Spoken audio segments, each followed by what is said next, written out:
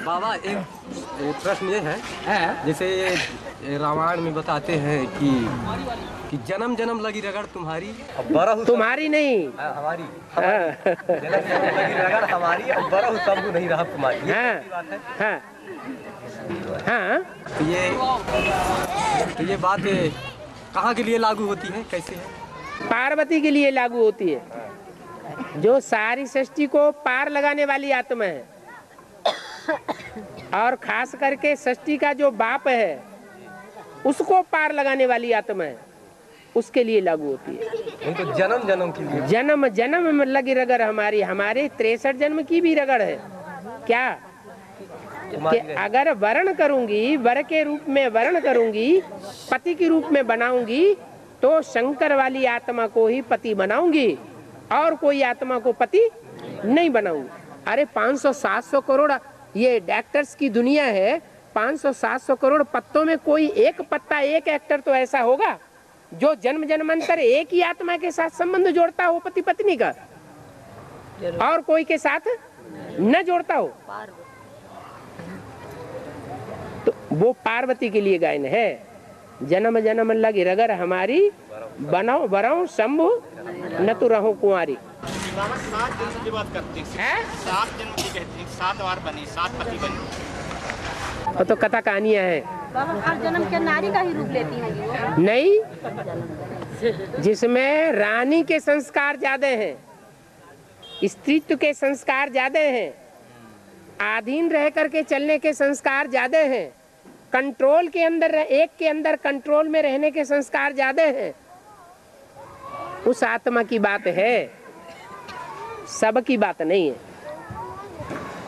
आया समझ में? तो बाबा वो आत्मा एक हर जन्म वो नारी का ही रूप लेती है। ज्यादा जन्म नारी के लेगी। जो बाबा ने बोला कि एक जन्म स्त्री का और एक जन्म पुरुष का मिलता है, कब? सतयुग त्रेता में बिल्कुल बराबर चलता है, बैलेंस बिगड़ता नहीं। और त्रेता के बाद जब द्वापर शुरू होता है तो 2 नियम हो जाते हैं। कोई आत्मा को 2 जन्म स्त्री के लगातार मिल सकते हैं, ज्यादा नहीं, और कोई आत्मा को पुरुष का जन्म 2 बार मिल सकता है, ज्यादा नहीं। तो कोई ऐसी भी तो आत्माएं होंगी जो 63 जन्मों में द्वापर कलयुग में 2-2 जन्म स्त्री के, 2-2 जन्म स्त्री के लेती रहती होंगी और 1 जन्म पुरुष का लेती होंगी। और कोई ऐसी भी होंगी कि 2 जन्म पुरुष के, 1 जन्म स्त्री का, 2 जन्म पुरुष के, 1 जन्म स्त्री का लेती होंगी। नहीं तो बाबा कहते हैं ना कि जो माने बाप को ज्यादा अभी संगम में याद करते हैं वो पुरुष ही बनते हैं। हाँ, तो संगम में याद करने वालों में जो संख्या होगी वो रुद्रमाला के मणकों की ज्यादा होगी या विजयमाला के मणकों की होगी? रुद्रमाला की। विजयमाला में तो अभी ज्ञान में ही नहीं आए, उन्होंने पहचाना ही नहीं है, उनके पीछे तो माया लगी हुई है हाथ धो के, अभी तो मर गई।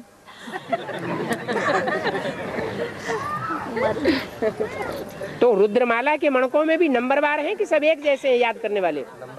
नंबरवार है। कोई एक ऐसा भी तो होगा जो सबसे जास्ती याद करने वाला होगा, तो उसमें पुरुषत्व के संस्कार आएंगे या स्त्रीत्व के संस्कार आएंगे? आत्मा पुरुष है या स्त्री है? प्रकृति स्त्री है और आत्मा पुरुष है। तो जो ज्यादा याद करेगा वो ज्यादा से ज्यादा जन्मों में क्या बनेगा? पुरुष बनेगा। लेकिन सतयुग त्रेता में नहीं।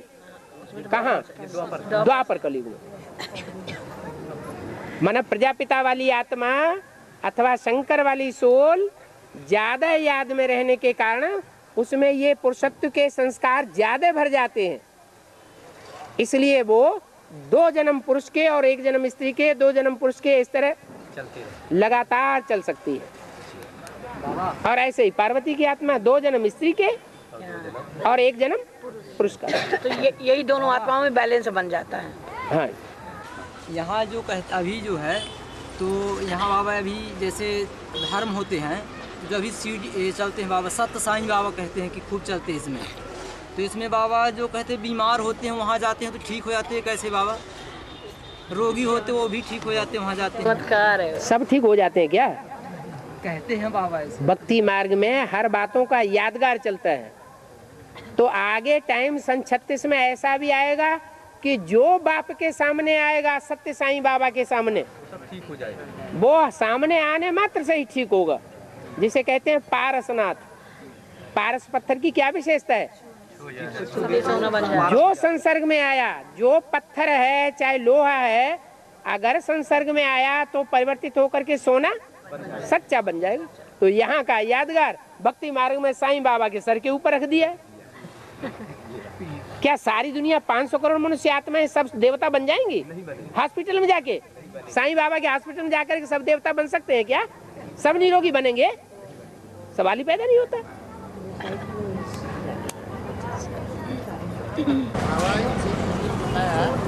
सब्जी व त्रेता की देवताओं की जनरेशन है, मार करने वाला मैं हूँ, यानी उनकी जो पैदाइश है वो मेरी है, और द्वापर कलयुग की मनुष्य की अपनी है। बोलो क्या कह रहे हैं? सब्जी से देवताओं की जो शरीर है उनको जो निरोगी या सुंदर बनाने की जो जिम्मेवारी है श्री बाबा खुद कहते हैं मेरी है। और द्वापर के बाद मनुष्य अपने आप विकार में गिरते हैं तो वो मनुष्य पैदा करते हैं। वो भी दोनों की शूटिंग यहाँ हो रही है ना। सारी सृष्टि के रूपी ड्रामा की, नाटक की शूटिंग कहाँ हो रही है? चाहे गिरती कला है, चाहे उठती कला है, चाहे भक्ति मार्ग है, चाहे ज्ञान मार्ग है, चाहे ज्ञान मार्ग की प्रारब्ध 21 जन्मों की है और चाहे भक्ति मार्ग की 63 जन्मों की प्रारब्ध है, सबकी शूटिंग कहाँ हो रही है? तो वो शूटिंग शिव बाबा कर रहा है या हम बच्चे कर रहे हैं? कौन कर रहा है शूटिंग? हम बच्चे रिहर्सल कर रहे हैं। ये थोड़े कहते हैं कि बाबा कर रहे हैं। जो श्रीमत पर चलेंगे वो 21 जन्म की शूटिंग करेंगे। जिस समय श्रीमत पर नहीं चलते हैं, मनमत से चलते हैं, मनुष्य मत पर चलते हैं, तो द्वापर कलयुग की शूटिंग करते हैं। हनुमान और महावीर ने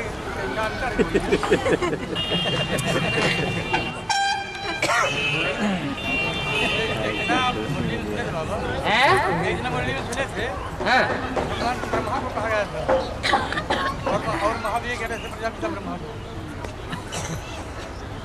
देखो जो बीज है सारी दुनिया का, उसमें तो सारी दुनिया समाई हुई है। क्या? इसलिए मुरली में बोला ऐसी कोई बात नहीं जो तेरे ऊपर लागू न होती हो। वो तो हनुमान भी है, वो गणेश भी है, वो राक्षस भी है, वो ब्राह्मण भी है। इसलिए हनुमान 40 में बोल दिया, चारों युग प्रताप तुम्हारा है प्रसिद्ध जगत उजियारा। माना हर युग के आदि में पहला ब्राह्मण कौन बनता है? प्रजापिता। सतयुग के आदि में पहला देवता कौन बनता है? प्रजापिता। त्रेता की आदि करने वाला पहला क्षत्रिय कौन है? प्रजापिता। द्वापर की आदि करने वाला पहला विशेष कौन बनता है? आदम। और कलयुग में पहला शूद्र कौन बनता है? प्रजापिता। फिर पहला देवता, पहला ब्राह्मण, प्रजापिता। वो एक सब कुछ है, उसको छोड़ दो, फिर नंबर बार पूछो। बाबा मुरली में बाबा कहते हैं कि रोज क्लास करनी है रेगुलर, पंचुअल, और किसी भी दिन माने मुरली में ऐसे शब्द निकल सकते हैं कि माने तुम्हारे तीर लग जाए। तो जो अभी आज बाबा आए हैं तो आज सभी लोग आए, और जिस दिन अब बाबा तो अब चले जाएंगे स्थान में, तो फिर यहाँ मुरली सुनने भी नहीं आते हैं, तो उनकी क्या हाल होगी? क्रिश्चियन लोगों में परंपरा है कि वो 7 दिन में एक बार संडे को गिरजाघर में जाते हैं कि नहीं? और मुसलमानों में परंपरा है कि वो जामा मस्जिद में शुक्रवार को जाते हैं, शुक्र है खुदा का। तो मुसलमान धर्म और क्रिश्चियन धर्म की शूटिंग करने वाले यहाँ होंगे या कहाँ होंगे? हैं? यहाँ होंगे। आखिर कौन कन्वर्ट होंगे? ढेर के ढेर क्रिश्चियन बने हैं और ढेर के ढेर मुसलमान बने हैं। दुनिया में सबसे ज्यादा तादाद किसकी है? मुसलमान। क्रिश्चियंस के। मुसलमान अब थोड़े रह गए, शुरुआत में मुसलमानों की तादाद ज्यादा थी। जिसका घर दूर होगा बाबा वो नहीं पहुंच पाएगा। है उनके लिए बता तो दिया क्लैरिफिकेशन में। जो ज्यादा दूर है, बहुत दूर है, महीने में एक बार तो आ सकते हैं, ये तो नियम पक्का कर सकते हैं। और जिनके घर के बगल अच्छा शहर के अंदर ही है तो 7 दिन में एक बार तो आ सकते हैं, उनकी बात अलग। लेकिन जो बिल्कुल गीता पाठशाला के आसपास रह रहे हैं, वो भी अगर 7वें दिन या महीने में या 3 महीने के संगठन में एक बार कहीं या साल में एक बार आने लगे तो क्या होगा? बाबा एक दिन दूर हो तो उसके लिए तो छूट है ना। आजकल साधन बहुत हैं और पैसा बहुत है। तब वाहन न मिले बाबा। पैसा इतना है कि बैंकों में पड़ा पड़ा राजा खा जाएगा, जमीन में चला जाएगा, चोर लूट ले जाएंगे, आग जला देगी, लेकिन यज्ञ में क्लास करने के लिए पैसे नहीं खर्च करेंगे। बाबा हम बहुत दूर से आते हैं, हम 2 किलोमीटर से आते हैं। और 1 मील पहले लोग, आज से 400-500 साल पहले ट्रेन नहीं थी, ये रोड इतनी बढ़िया बढ़िया नहीं थे, 2 व्हीलर और 3 व्हीलर और 4 व्हीलर चलने वाली। पहले पैदल ही मीलों चले जाते थे। और अभी 50 साल पहले 80-80 साल की बुढ़िया अमरनाथ की यात्रा पे चली जाती थी। आप 1 मील की बात कर रहे हैं? बंधन की बात है बाबा। क्या बंधन की बात है? बंधन में 24 घंटे घर में बैठे रहते हैं क्या? साल भर वो घर में ही घुसे रहते हैं क्या? बाबा से करो। हाँ।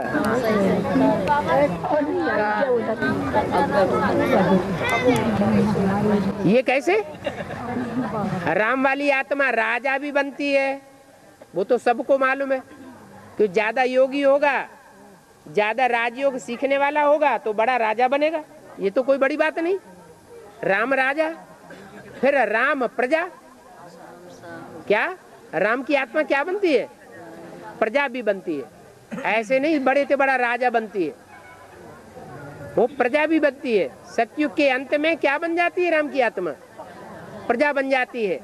ऐसी साहूकार प्रजा बनती है जो नारायण को भी उससे लोन लेना पड़ता है, और उसकी शूटिंग यहाँ होती है। जो 8वें नंबर का नारायण है सतयुग का, वो हवाई जहाजों में घूमता फिरता रहता होगा सन 76 में, और राम वाली आत्मा प्रजा वर्ग का पार्ट बजाए रही होगी, बहुत ज्ञान रत्नों का साहूकार बड़ा बन रही होगी। तो शूटिंग कहाँ होती है? राम राजा राम प्रजा, राम साहूकार। यहाँ की संगम की बात है।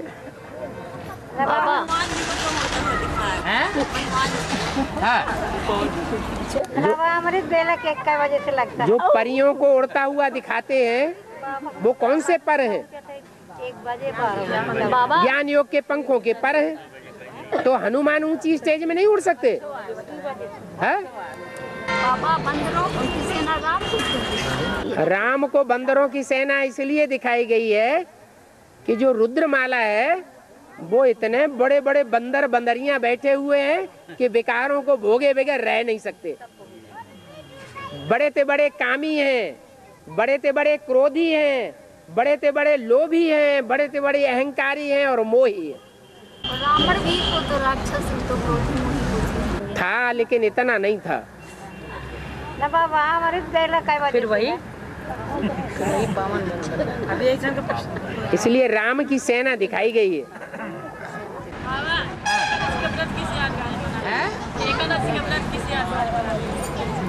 एकादशी का व्रत किस बात की यादगार है? एकादशी के दिन क्या करते हैं? तुलसी विवाह करते हैं? तुलसी को विवाह दिखाते हैं। भूखे रहते हैं। तो यहाँ भी हमारा रोज व्रत है। संकल्प क्या हम कोई भी दिन विकारों का भोग न करें तो हमारी रोज की ये एकादशी है।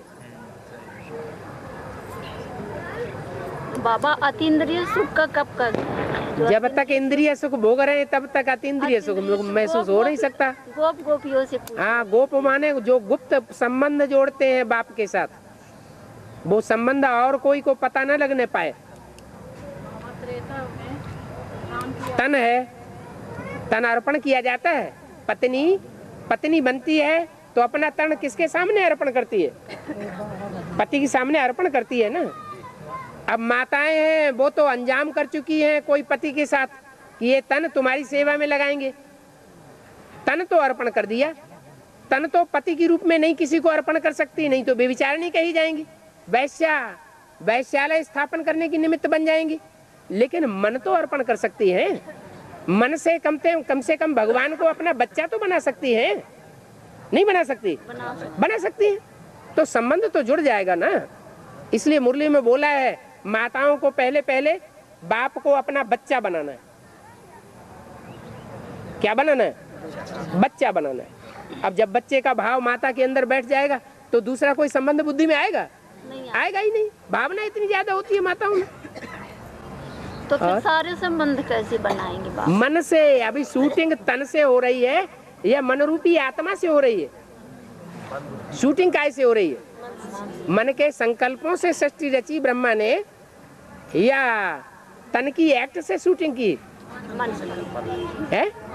मन के संकल्पों से सृष्टि रची। तो मन अपना भगवान में लगाओ, चाहे जिस रूप में उसको याद करो, कोई पाप नहीं लगेगा।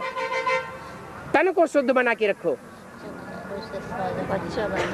मन के रूप में बाप को हम पति भी मान सकते हैं, बच्चा भी मान सकते हैं, कुछ भी। हाँ जी, हाँ जी, सब संबंध है। तन से संबंध नहीं बनाना, क्योंकि तन से दुनिया वाले गलत समझेंगे। दुनिया वाले गलत समझे? है नहीं गलत। क्या दुनिया वाले क्या गलत समझेंगे? ये तो गुप्त संबंध जब गायब हो गए है गुप्त संबंध, गोपियां माताएं नहीं बनेंगी क्या? बने, लेकिन जो मन के अंदर संकल्प है, बार बार संकल्प आता है, तो वो गुप्त भी तो रख सकते हैं कि दूसरों को बोलना जरूरी है। और कारण शरीर कैसा कहलाता है? बिंदी। जो वृक्ष पैदा होता है तो वृक्ष को कारण नहीं कहेंगे, जड़ों को कारण नहीं कहेंगे, लेकिन बीज को क्या कहेंगे? कारण है तो कृति होगी, कार्य होगा। बीज है तो जड़ बनेगी, तना बनेगा, टहनियां बनेंगी, पत्ते बनेंगे, फूल बनेंगे, फल बनेंगे, नहीं तो नहीं बनेंगे। तो इन सब का कारण कौन है? बीज। बृहस्पति में क्या अंतर है बाबा? एक ही है। जो सारे वृक्ष का, मनुष्य सृष्टि रूपी वृक्ष का पति है वो वृक्षपति है, और जो सारे वृक्ष का पति है वो पति है। बृहस्पति के आने से बृहस्पति और शुक्र की दशा हो जाती है। हाँ, तो वो शुक्र की दशा और बृहस्पति की दशा कैसी कहलाती है? शुक्र ज्यादा बलवान है कि बृहस्पति ज्यादा बलवान है? तो बलवान की दशा के अंदर, छत्र छाया के अंदर रहना अच्छा, या जो कमजोर है उसकी छत्र छाया में रहना अच्छा? बलवान की छत्र छाया में रहना। और बाबा हाँ, हाँ, विष्णु प्योरिटी के पुरुषार्थ में आदि से अंत तक खड़ा रहता है। खड़ा रहता है कि गिर जाता है या बैठ जाता है? खड़ा रहता है। इसलिए उसको, विष्णु को खड़ा दिखाया।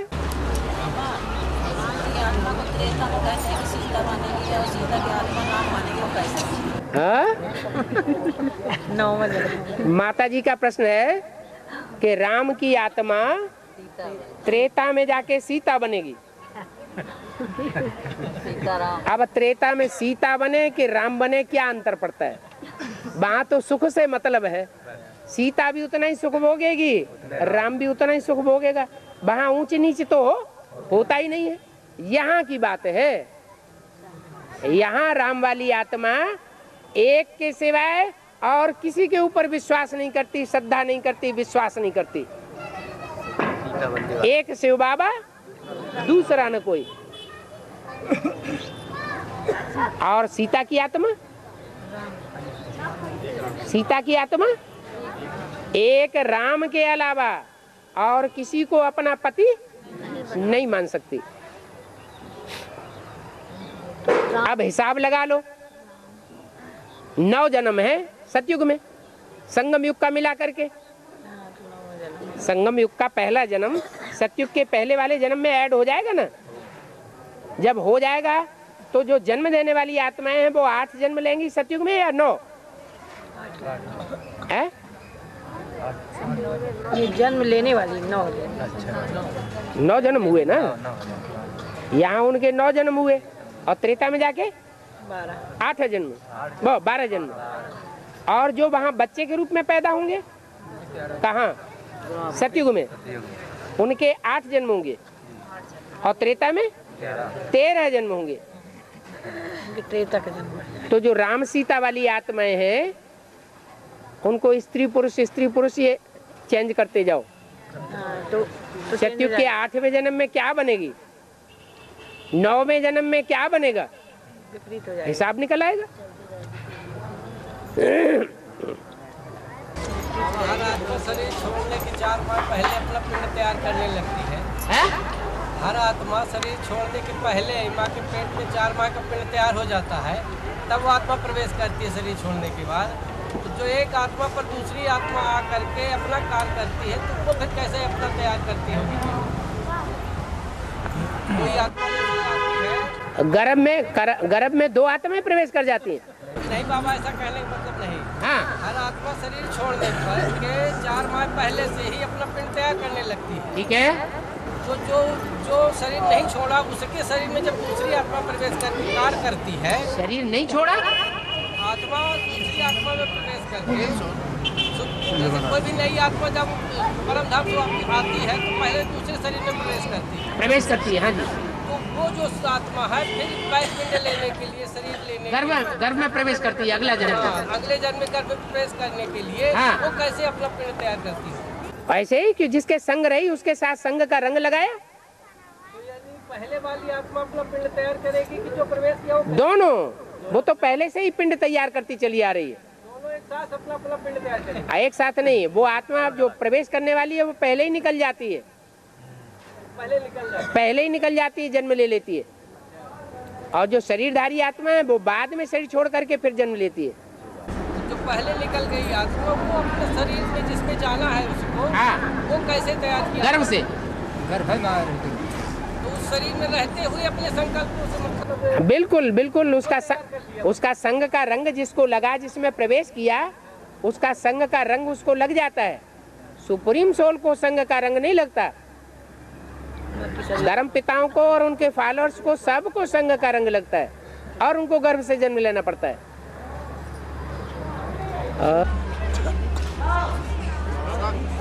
एक प्रश्न है, कहते हैं सब धंधे में नुकसान है, सब व्यापार जो चल रहे हैं आज सब नुकसानदायक हैं। जिनके अपने बच्चे हैं, काम कर हैं, तो उनके लिए कैसे काम किया जाए? ज्ञान भी सुन रहे हैं और उधर व्यापार भी ना करें। अगर प्रवृत्ति मार्ग में बच्चे हैं तो उनका दायित्व पूरा करना है, तो दायित्व कैसे? जो बाप हैं वो भी ज्ञान में चल रहे हैं और उनके जो बच्चे हैं वो भी ज्ञान में चल रहे हैं। और अरे चलते भी हैं, नहीं भी चलते हैं, दोनों तरह के हैं। ऐसे हैं बाबा, दोनों तरह के हैं, चलते भी हैं और नहीं भी चलते हैं। लेकिन सबके लिए एक ही बात बोली है, सब धंधों में है नुकसान सिवाय एक ईश्वरीय धंधे के। अब जो ज्ञान में चलते हैं, माँ और बाप दोनों और बच्चे भी, और वो इस बात पर पक्के होके चलते हैं। किस बात पर? कि सब धंधों में है नुकसान एक सिवाय एक ईश्वरीय धंधे के, और सब अपने धंधा समेट करके और ईश्वरीय कार्य में अर्पण हो जाते हैं। वो ज्यादा ऊंच पद पावेंगे अगर अच्छा पुरुषार्थ करें तो, या जो अपने धंधे धोरी में ही अंत तक लगे रहेंगे माँ बाप और बच्चे और रोज क्लास करते रहेंगे, वो ऊंच पद पावेंगे। जो समझदार हुए ना, जिन्होंने पहले ही अपनी बुद्धि का योग समेट लिया चारों तरफ से और एक ईश्वर के कार्य में सहयोगी बन गए। हाँ।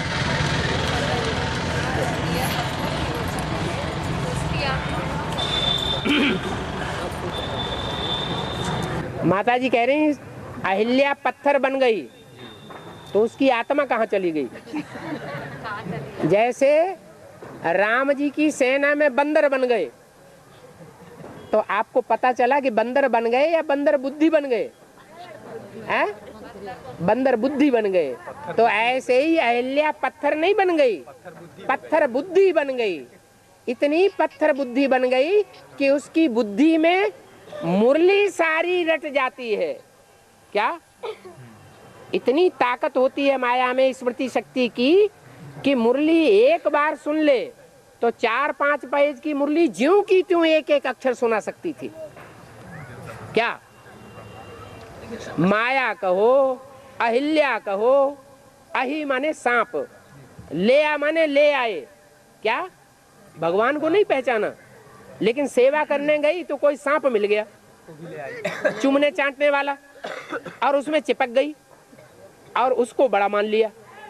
और भगवान ने भले कहा कि भिखारी को नहीं लाना, तो भी उससे लगाव लग गया ना, तो सबको उठा के ले आई।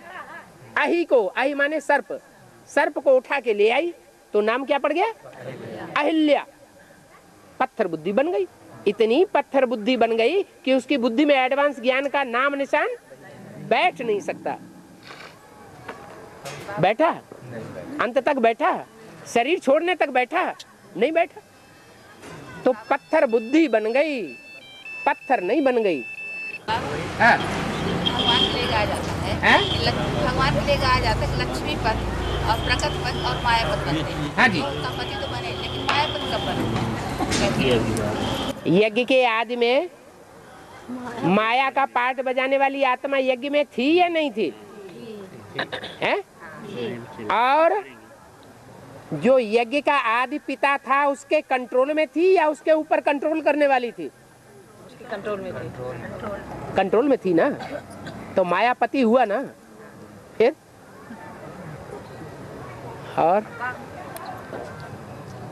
और वो माया जिसको आप माया समझे बैठे हैं, वो आधार मूर्त है या बीज रूप है? आधार मूर्त है। उसकी भी कोई बीज है? उसको भी जन्म देने वाली कोई बीज बाप है ना? वो एडवांस पार्टी में। तो जो एडवांस पार्टी में जो बीज है वो भगवान की पत्नी बनती है या नहीं बनती है?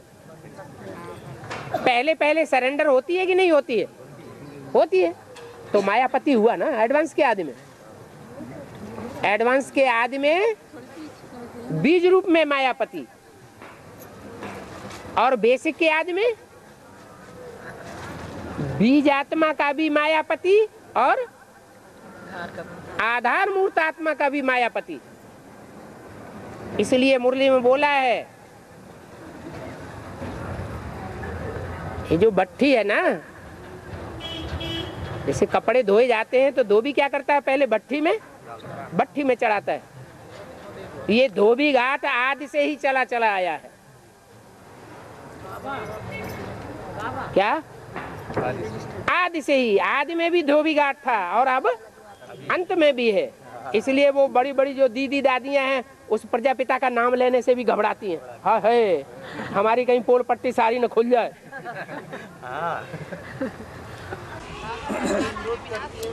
विरोध कर रहे थे, मतलब प्रजापिता के साथ उनका कोई हिसाब किताब? अरे बिना हिसाब किताब के ऐसे हो जाएगा? भयंकर विरोध हुआ था यज्ञ के आदि में। इसी बात पर यज्ञ में लड़ाई किस बात की होती है? कौन सी बात है जो क्राइस्ट का इतना विरोध हुआ था? पवित्रता की बात थी। तो धर्म पिताओं का ही जब इतना विरोध होता है तो परम पिता इस सृष्टि पर आता होगा तो कितना विरोध होता होगा। यज्ञ में जो विघ्न पड़ते हैं वो किस बात पे विघ्न पड़ते हैं? पवित्रता की बात पे विघ्न पड़ते हैं। यज्ञ के आदि में भी ये झगड़ा हुआ था, भयंकर झगड़ा हुआ था। और जो लोकलाज के बंधन में बंधी हुई थी बकरियां, उन्होंने ज्यादा विरोध किया। अभी भी ऐसे ही होगा। जो लोकलाज के बंधन में बंधी हुई कन्याएं और माताएं होंगी वो ज्यादा विरोध करेंगी। इसलिए मुरली में बोला है ना, वैश्याओं ने ही भारत का नाम बदनाम किया है। हाँ बोलो। हैं?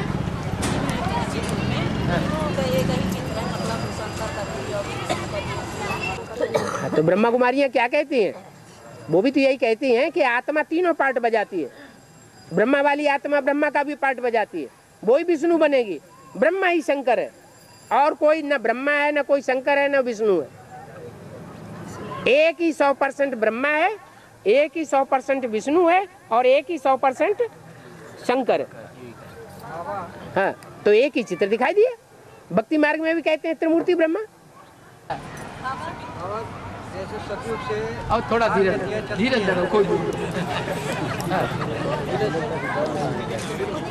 हाँ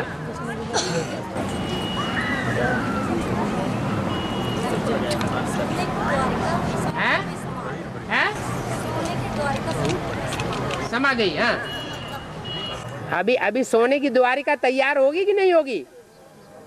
हैं? हो रही है। तो वो समुद्र में समाई जाएगी या नहीं रहेगी, ऐसी ही बनी रहेगी? हैं? अरे त्रेता के अंत में क्यों समा जाएगी? अभी विनाश होगा तो समुद्र के अंदर नहीं समा जाएगी। हाँ, और बाबा जी सतयुग से जैसे 8 गतियाँ चलती हैं, हाँ, जो भी नारायण बनते हैं, हाँ, तो क्या उनके जो लड़के बच्चे होते हैं वो भी नारायण ही बनते हैं? बिल्कुल बनेंगे।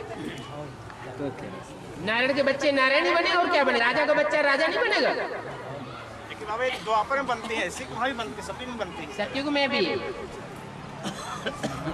राजा का बच्चा राजा बनेगा, नारायण का बच्चा नारायण बनेगा। आखिरी नारायण है, वो लोन लेके राजाई करता है, तो उसकी सारी राजाई लोन में चली जाती है। किसके लोन में? राम के लोन में। तो राम का राज्य शुरू हो जाता है, फिर राम की डायनेस्टी चालू हो जाता है। अब प्रकृति के 5 तत्व चैतन्य में कौन कौन?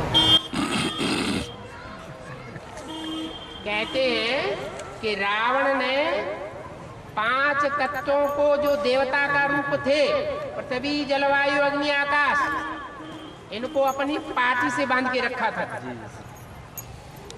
एक इशारा करता था, हवा चलने लगी। तो कौन से राज्य की बात है? अभी ये साइंस का जो राज्य है ना, ये पंप एंड शो है थोड़े समय का। ये रावण का राज्य है। चैतन्य में आत्माएं कौन? चैतन्य में वो रावण राज्य वाली आत्माएं भी हैं, और वो देवता बनने वाली भी आत्माएं हैं, जो अष्टदेव हैं। बाबा, हाँ। 9 दुर्गन में 9 देवी बैठा के फिर काली क्यों नाचती? हैं? 9 दुर्गन में 9 देवी बैठा के फिर काली क्यों नाचती? काली क्यों? 9 दुर्गन में 9 देवियों की पूजा करते हैं, मूर्ति विराजते हैं, हाँ। फिर काली को नचाते हैं। हाँ, तो उसके लिए पूछ रही है माता जी। डांस करते हैं काली। रामनवमी में नहीं बाबा वो लेकर के नाचती। रुको, शंकर जी को महाकाल कहते हैं, है? जब दुनिया का विनाश होता है तो महाकाल डांस करता है कि नहीं? तो महाकाली डांस नहीं करेगी? है? महाकाली जरूर डांस करेगी।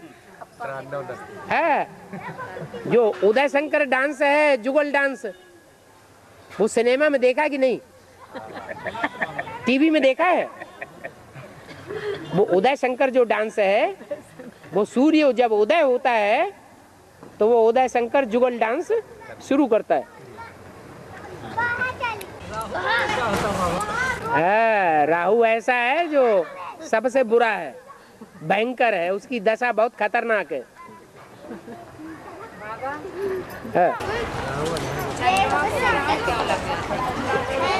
चंद्रमा को ग्रहण क्यों लग जाता है? चंद्रमा अंधेरे में रहेगा तो ग्रहण नहीं लगेगा। ग्रहण माने क्या? 5 विकारों का ग्रहण। जो 5 विकारों का ग्रहण है वो चंद्रमा को लगता है या सूरज को लगता है? हैं? सूरज को नहीं लगता? लगता है सूरज ग्रहण? आप कह रहे नहीं लगता? एक तरफ सूरज है, एक तरफ सूरज है, बीच में पृथ्वी है, एक तरफ चंद्रमा है। सूरज जब इधर चमक रहा है तो पृथ्वी की परछाया चंद्रमा पर पड़ती है, तो चंद्रमा का वो हिस्सा ढक जाता है छाया में, तो पृथ्वी वाले समझते हैं चंद्र ग्रहण हो गया। क्या पृथ्वी का परछाया किसके ऊपर पड़ गया? चंद्रमा के ऊपर। तो अभी जो यज्ञ में कन्याएं माताएं हैं, उनकी मन बुद्धि के जो वाइब्रेशन है वो कृष्ण बच्चे को परछाया में ले लेते हैं। क्या? और उस पर ग्रहण लग जाता है। वो भगवान बाप को नहीं देखता, क्या वो अपने को ही भगवान समझे बैठा है। ये चंद्र ग्रहण है।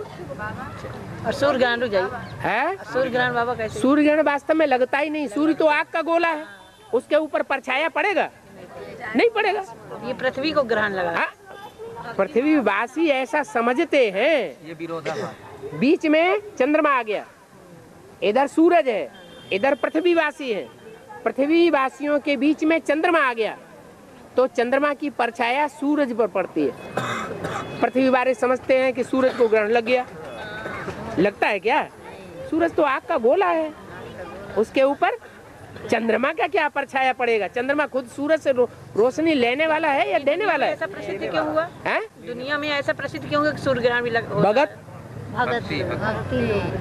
अंधे हैं? भगत अंधे हैं या सोझरे हैं? अंधे हैं।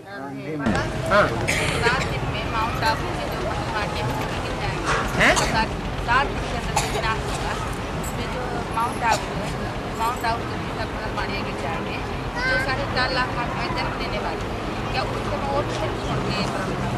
क्यों नहीं शरीर छोड़ेंगे? नहीं, उसी समय छोड़ेंगे। आत्माएं तो सब शरीर छोड़ करके परमधाम जाएंगी, लेकिन कुछ आत्माओं के शरीर बर्फ में सुरक्षित रहेंगे। अच्छा, 4.5 लाख आत्माएं सबके नहीं सुरक्षित रहेंगे? सबके कैसे? सब एक धर्म के हैं क्या? सबके ऊपर एक धर्म का छिलका चढ़ा हुआ है या अलग अलग छिलके चढ़े हुए हैं? कोई का मोटा छिलका है, मजबूत छिलका है, और कोई का बहुत महीन छिलका है। सूर्यवंशियों का छिलका कैसा होगा? बहुत महीन होगा। देवभान का ही तो छिलका है। 4.5 लाख जन्म देने के लिए चाहिए तो सेफ तो रहेगी ना। तो माता बोले तो चुप हो जाओ और घर में खूब बोल लेना। हाँ रुको, माता जी बोल रही है। हाँ 4.5 लाख चाहिए तो सेफ तभी ना जन्म देंगे 4.5 लाख को। इकट्ठे जन्म दे देंगे? 4.5 लाख इकट्ठे बच्चे पैदा हो जाएंगे कि नंबरवार पैदा होंगे? 4.5 लाख जो जन्म देने वाले माँ बाप हैं, उन्होंने एक जैसा पुरुषार्थ किया है या बराबर पुरुषार्थ किया? तो नंबरवार ही जन्म देंगे ना। शरीर सबका साथ में छूटेगा। तो जब विनाश होगा तो शरीर सबका साथ में ही छूटेगा ना। आएंगे नंबरवार, आएंगे नंबरवार, तो वो शरीर सुरक्षित रहेगा उनका भी। हाँ, जो जन्म देने वाले हैं शुरुआत में, उनके शरीर सुरक्षित रहेंगे, चाहे वो जितने समय बाद। हाँ जी, हाँ जी। बाबा सतयुग में जुड़वा बच्चे ज्यादा पैदा होते हैं। ज्यादा क्यों? सारे ही जुड़वा होते हैं। ये बाबा कितने जन्म कितने जन्म तक पैदा होते हैं? 1 गलती, 2 गलती, 7 गलती, 21 जन्म तक। 21 जन्म तक। हाँ जी।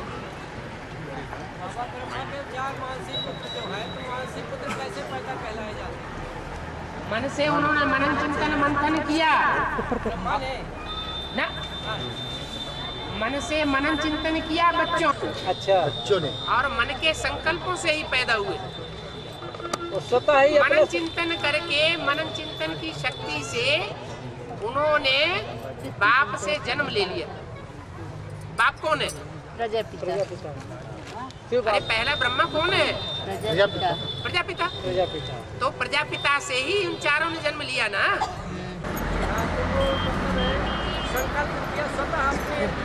मनन चिंतन मंथन किया, और उस मनन चिंतन मंथन को जिन्होंने पहले सुना समझा, उन्होंने अपने स्वरूप को जाना। अपने स्वरूप को जाना। बाबा जो नरसिंह का रूप दिखाया जाता है बाबा पंडित जी तब जब फिर आत्मा दोबारा शरीर में आएगी बर्फ दबने के बाद, फिर बाबा उसको ध्यान रहेगा पुराने शरीर का। जब यहाँ इसी दुनिया में ऐसा एक्सीडेंट हो जाता है कि पूर्व जन्म की सारी इस जन्म की सारी स्मृति खलास हो जाती है, सर एकदम फट गया, फट जाने के बाद किसी तरह जिंदा तो कर लिया, लेकिन इस जन्म की सारी स्मृति चली जाती है। तो ये छोटे छोटे एक्सीडेंट है तो उन्हीं में खत्म हो जाती है, ये तो सारी दुनिया के एक्सीडेंट होगा। तो याद रहेगा क्या? बाबा हाँ जी, जो नरसिंह रूप दिखाया जाता है वो प्रहलाद जी को, तो एक ऐसा कहा गया है। चलो भैया बस हो गया बस।